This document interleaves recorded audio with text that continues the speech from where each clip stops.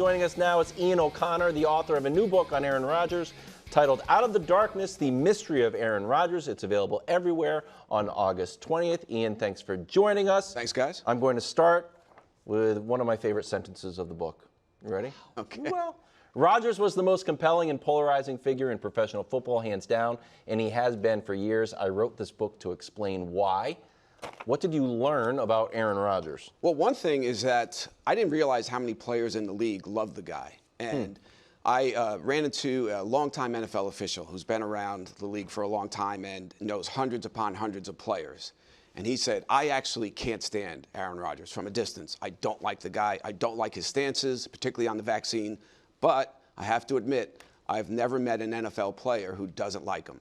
I do think that should count for something in the narrative about Aaron Rodgers in the public arena, and I don't think it does. Nobody ever brings that up. So, yeah, I was a little surprised by that. I was surprised that he admitted to me in his backyard in Malibu that he made a mistake with his COVID statement back in 2021. So, Can I follow? So, on the admitting a mistake on the COVID statement, did you get the sense that he regretted it because it was dishonest, or regretted it because it gave folks in the media ammunition to use against him? I think that maybe a little bit of both, but particularly that because he said, I made a mistake because I gave critics one thing that they still have on me. And I positioned it this way. I said, Aaron, I can't guarantee this, but if I were a columnist sitting in that room that day working for a Green Bay outlet, and I was vaxxed, obviously, and you told your truth, which is that you were allergic to an ingredient in Pfizer and Moderna, and you were concerned about Johnson & Johnson side effects, I would have found that to be a somewhat reasonable position, and I really don't think I would have ripped you that day in my column, and I think you would have gotten less than 50% of the criticism that you got in November when the truth came out, and he basically said, yeah, I should have told the truth. So I just want to, because I've been a pretty vocal critic of Aaron, and I think a lot of people think it's based on the vax stance. I don't think there's anyone watching or in the world at this point who doesn't have someone they love in their family, someone they care about, who has a very different opinion than them on COVID and the vaccine and all of it. So that's not it. But I did find that statement to be disingenuous, which then maybe colored how I viewed when he did his introductory press conference with the Jets. It was like, you know, my phone just doesn't work. It's unbelievable. Like, everybody knows. Like, so the question I have is this. Do you feel like he's honest, as a general rule, when talking to the public, is an honest person? Sometimes he is. Sometimes he plays games. He was playing a game that day with the media, and it backfired on him. I think that he's now become a fearless public speaker, and most people, including myself, are not that. I actually think that's a commendable trait on a certain level. But he sometimes is fiercely defending positions that are absurd. But I do think COVID changed him to a point where now he is digging in deep with everything, and he is telling his truth, even though you might hate his truth. So I have a different angle from the book than Nick, but the honesty aspect of things, I'm curious as a teammate that spoke out openly, publicly about my experiences. When you sat down with him, did those align? Did you ask any questions about that? Because it was a big deal when I came out and told the story about, you know, the conversations that were had with 49ers and him saying, you guys should come and get him and all of that. Did you ever talk about that? I'm just curious personally to know. Was there any ever conversation of him saying that didn't take place? No, and actually Aaron said the other day on TV that I reached out to 500 people and 250 called me back. You were actually one of the 250 who didn't call me back, and that's fine. I did call you. I did reach out to you, but I didn't have the time to ask him that question, and I respected your opinion because you were a very good NFL player. You earned the right to state your opinion, and you put your name on it. You did. You were not anonymous. Right. And he respected that. He told me that. And Jermichael Finley, same thing. You guys put your name on those criticisms, and you were both distinguished NFL players who earned the right to criticize him because he criticizes other people.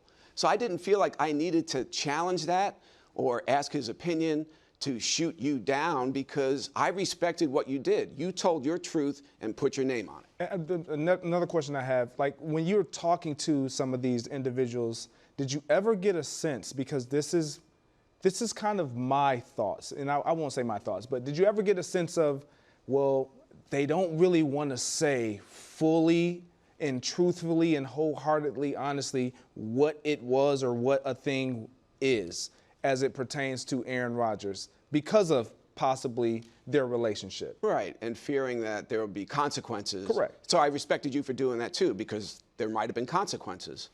But Ryan Grant, I spoke to him, and he said he thought the reason you and Jermichael Finley criticized Aaron, and he said, I understand it, because it was all about Aaron. But as playmakers around him, we allowed him to be the best quarterback in the league, and we all thought he was much better than Tom Brady. But we felt like as skill position players around him, we had a lot to do with it, and we did not get any credit for it or a lot of credit for it. So he actually understood and made me understand where you and Finley were coming from.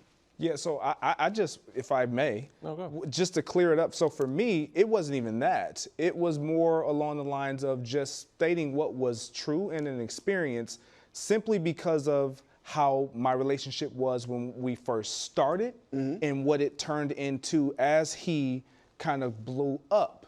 And so when you start with someone and they are a way and they tell you this is going to be what it is for the duration, and you start to see things change, then you have to, and I'm going to do that, I'm going to call it out. And I think that's where the public at large kind of got in an uproar, because when in Green Bay, one of the things that I will say that we were great at doing and why we were so good is we held each other accountable.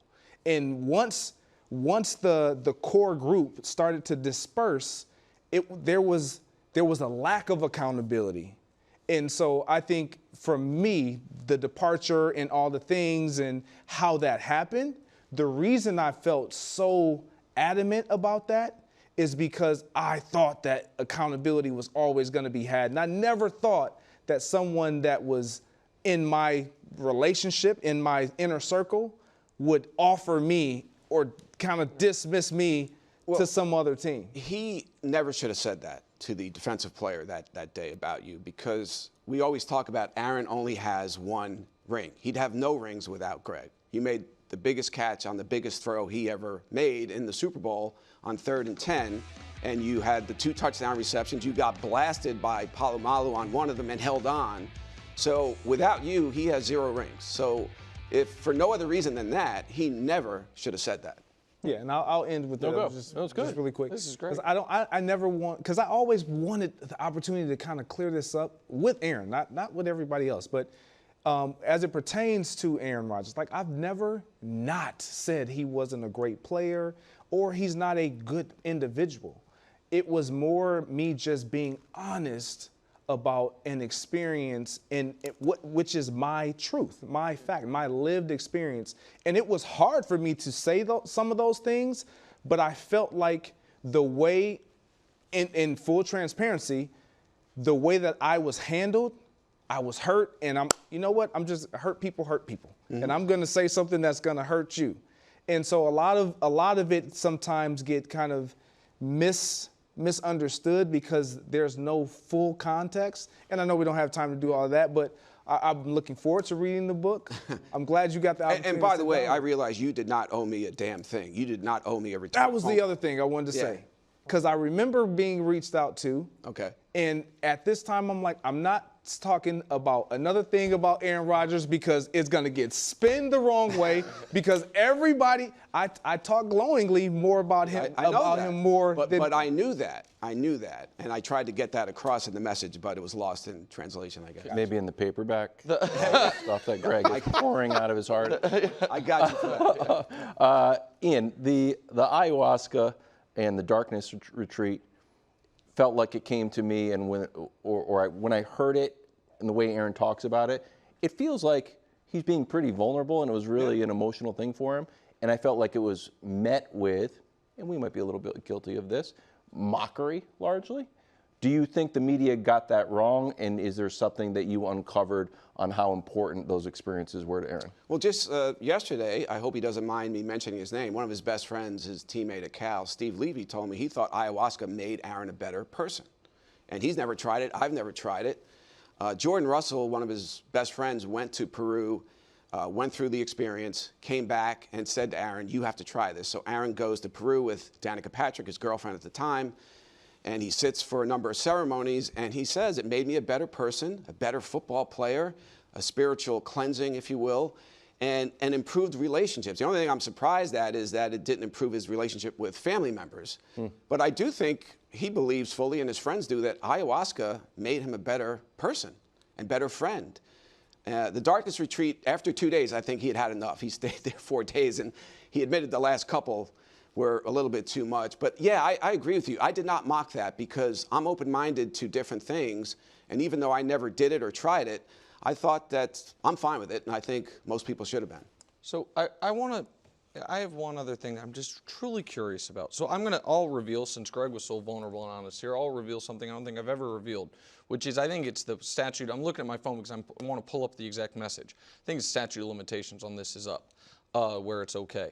So right when this show started, September of 17, is when Kaepernick was big in the news, and it was the kneeling was big in the news, and none of the white quarterbacks had really done anything. I don't want to say none. To my memory, none had.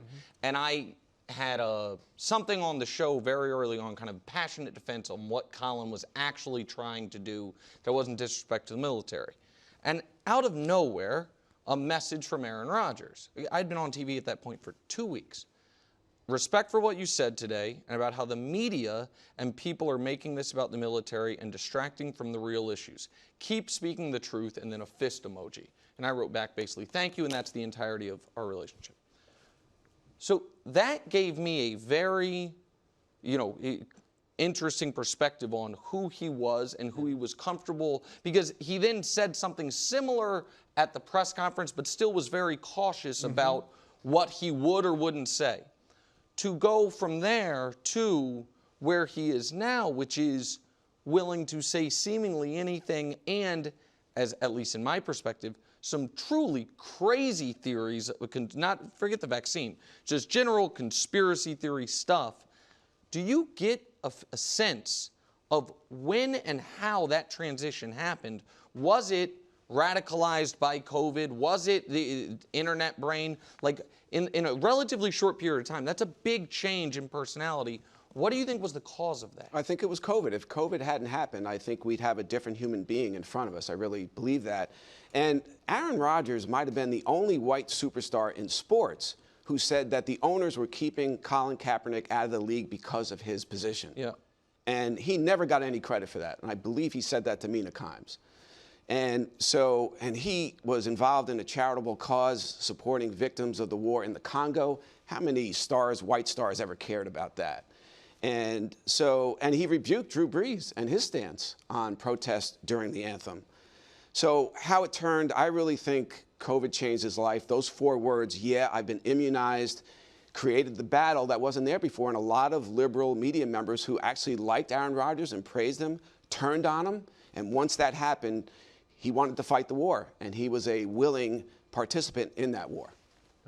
Well, thank you very much for joining us, Ian. Thank you, Book guys. is out August 20th. Pre-order it now. Thanks for watching. Subscribe here to get more from the show and to check out clips from other shows on FS1.